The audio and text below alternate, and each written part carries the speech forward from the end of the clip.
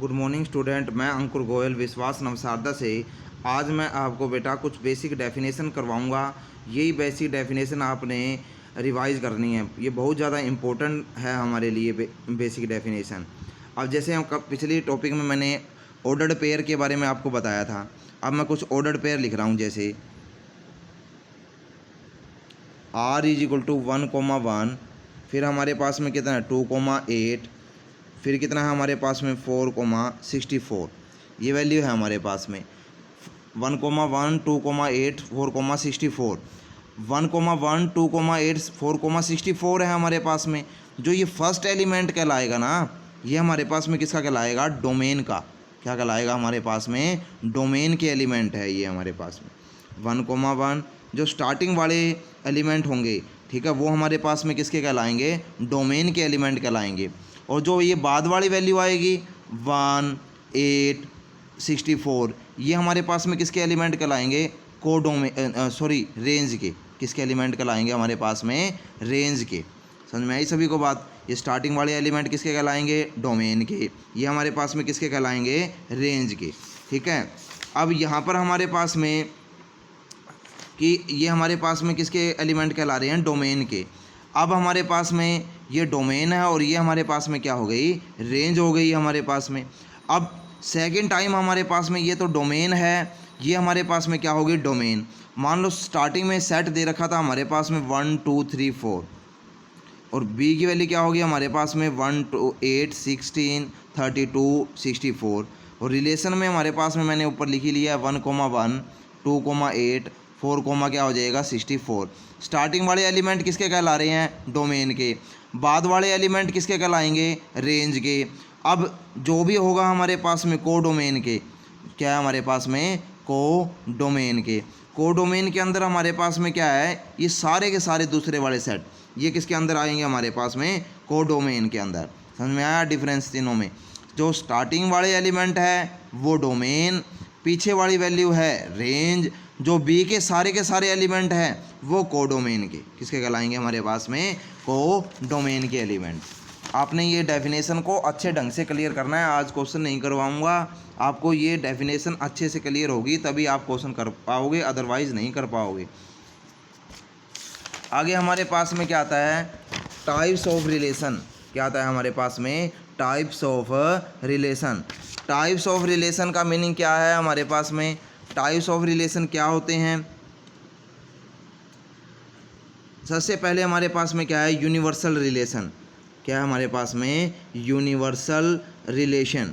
नाम से ही क्लियर है हमारे पास में यूनिवर्सल रिलेशन तो, ठीक है, कि जैसे हमारे पास में जो पॉसिबल सारे के सारे ए के अंदर जैसे 1, 2 है, इसके जो पॉसिबल हमारे पास में कार्टेशियन प्रोडक्ट बनेगी ए मल्टीप्लाई बाय ए, ठीक है, वो क्या बनेगी? 1,1, 1,2, 2,1 और 2,2। ये वाली वैल्यू बनेगी हमारे पास में। ये किसके हो जाएंगे? ए क्रॉस ए के। तो इसको हम क्या बोलेंगे? Universal relation. क्या बनेगा हमारे पास में? Universal relation. क्या हो गया ये हमारे पास में? Universal relation. ए क्रॉस में ए क्या कहलाएगा हमारे पास में? यूनिवर्सल रिलेशन कहलाएगा हमारे पास में। ठीक है बेटा। तो इसके बाद में आपको जब सारे के सारे पॉसिबल रिलेशन के अंदर आ जाए, मतलब आर दोनों हमारे पास में क्या हो जाए? इक्वल बन जाए, ठीक है, तो ये क्या कहलाएगा? Universal relation. अब हमारे पास में क्या है? एम्प्टी। एम्प्टी हमारे पास में क्या होता है? खाली। एम्प्टी हमारे पास में क्या हो जाएगा? खाली। तो वो हमारे जिसके अंदर कुछ भी नहीं आता हमारे पास में। अब हमारे पास में क्या है? Identity relation. क्या है हमारे पास में? Identity relation. आइडेंटिटी रिलेशन क्या होता है? सेम का सेम, सेम का सेम, वो हमारे पास में क्या कहलाता है? आइडेंटिटी रिलेशन कहलाता है। सबसे मोस्ट इंपॉर्टेंट है हमारे पास में जो हमेशा ही यूज़ होते हैं, एक तो होता है रिफ्लेक्सिव रिलेशन। Reflexive relation. फिर हमारे पास में क्या होता है? रिफ्लेक्सिव रिलेशन क्या होता है वैसे? ए = कितना है? 1, 2, 3। खुद का खुद के साथ में रिलेशन, खुद का खुद के साथ में रिलेशन। जैसे ए सेट हो गया, रिलेशन के अंदर क्या हो जाएगा? 1,1, 2,2, 3,3, ठीक है। ये खुद का खुद के साथ में पक्का मिलना चाहिए रिलेशन। अगर खुद का खुद के साथ में रिलेशन नहीं है तो वो कभी भी रिलेशन रिफ्लेक्सिव रिलेशन नहीं बन सकता। खुद का खुद के का मतलब 1 का 1 के साथ, टू का टू के साथ, थ्री के थ्री के साथ में, इनके अलावा कुछ भी आ जाए, इनके अलावा कुछ भी आ जाए वो तो भी चलेगा ही, ये हमारे पास में पक्का कन्फर्म होना चाहिए। समझ में आई सभी को डेफिनेशन? रिफ्लेक्सिव रिलेशन का मतलब क्या है? खुद का खुद के साथ में तो पक्का रिलेशन होना चाहिए हमारे पास में। ए इज इक्वल टू कितना? 1 2 3। सिमेट्री का मतलब क्या है? रिलेशन के अंदर अगर जैसे 1 1 आ गया कोई दिक्कत नहीं, 1 2 आ रहा है तो 2 1 भी आना चाहिए, 2 3 आ रहा है तो हमारे पास में 3 2 भी आना चाहिए। मतलब उसका उल्टा रिलेशन भी बनना चाहिए हमारे पास में, कन्फर्म बनना चाहिए, पक्का नेसेसरी ज़रूरी कंडीशन है हमारे पास में कि अगर 1 2 आ गया तो 2 1 भी आना चाहिए, 2 3 आ गया तो 3 2 भी आना चाहिए। आगे हमारे पास में क्या है? ट्रांजिटिव।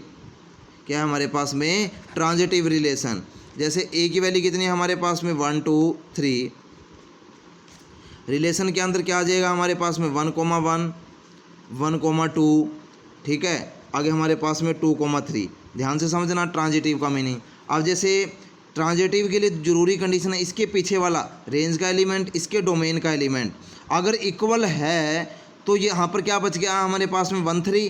तो ये भी उस सेट के अंदर होना चाहिए, ये भी उस सेट के अंदर होना चाहिए। अगर जैसे 2 2 इक्वल है तो बाकी बचे हुए दोनों एलिमेंट क्या है? 1 3 है हमारे पास में, ये भी रिलेशन के अंदर आना चाहिए, ये भी क्या आना चाहिए? रिलेशन के अंदर आना चाहिए हमारे पास में, तभी ये सेट हमारे पास में क्या कहलाएगा? सॉरी, ट्रांजिटिव रिलेशन कहलाएगा। क्या कहलाएगा हमारे पास में? ट्रांजिटिव रिलेशन कहलाएगा। अदरवाइज ये ट्रांजिटिव रिलेशन नहीं कहलाएगा। तो आपको ध्यान क्या रखना है? अगर ये इसका पीछे वाला और इसका आगे वाला एलिमेंट इक्वल है तो इन दोनों के एलिमेंट भी बराबर होने चाहिए, तभी ये हमारे पास में क्या कहलाएगा? Transitive relation. क्या कहलाएगा हमारे पास में?